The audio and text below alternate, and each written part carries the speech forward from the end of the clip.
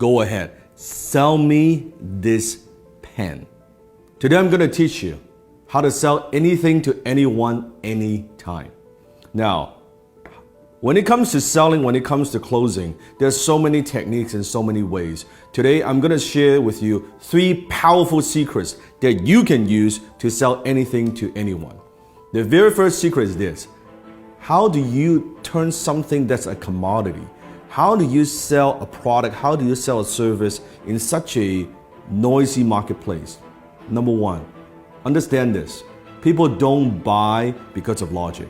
People buy because of emotion, and they justify it with logic. People buy based on emotions, and they justify it with logic.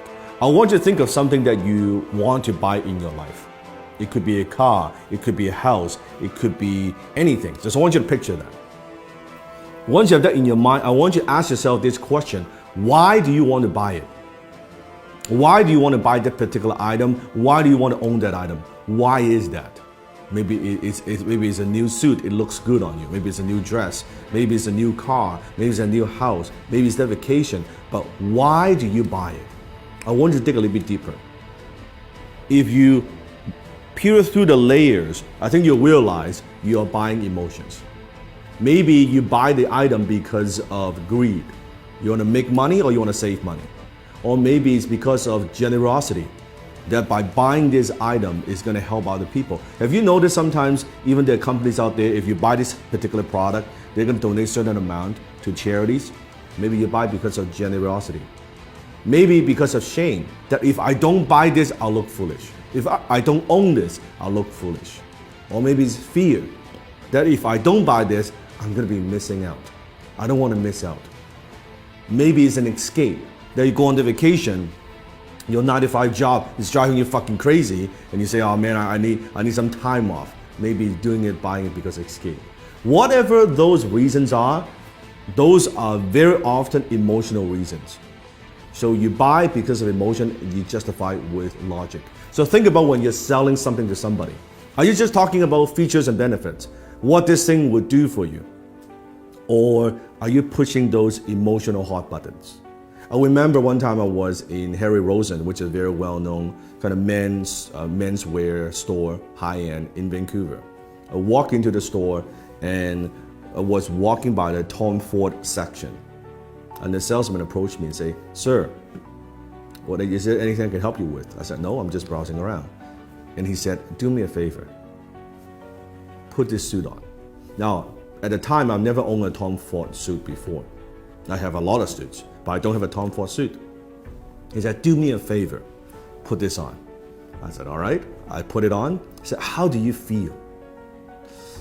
Well, it feels pretty good. I said, okay, also try this on. Put on this tuxedo. I said, okay, that's pretty good. He said, oh, it looks great. He said, sir, are you a fan of James Bond? I was like, who isn't a fan of James Bond? Like, duh.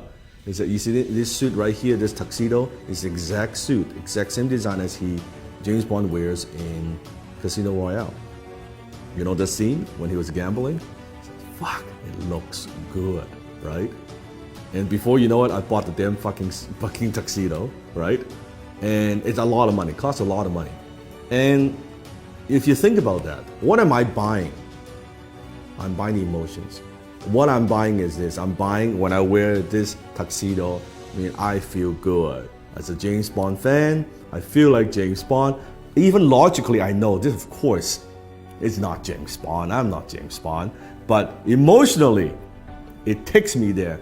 This is cool that I own, I wear the same tuxedo, the same fit, right? The same everything. And then he upsold me on the damn, like the shirt and the cufflink, the whole 9 yard, right?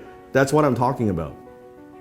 People buy because of emotions and they justify with logic. You have to understand that. Don't push your products. Don't just push your services. Don't push the features and benefits. Think about what are those emotional hot buttons that you're pushing. Number 2, people don't buy their way into something. They buy their way out of something. It means people very often they're buying something because they have a problem they want solved. They want to buy their way out of that problem. People don't buy the drill. They want a hole on the wall. So what is it that you're helping them solve? What problem? What is it? What is that thing? You have to understand. So I always say the amount of money that you make is in direct proportion to how deep you understand your marketplace's pain. The amount of money you make is in direct proportion of how deep you go, how much you understand your marketplace's pain. So you have to understand what it is, what are the pains that people have, and how can you help them relieve some of that pain. So think about that. Number 3, people don't buy products and services, they buy stories.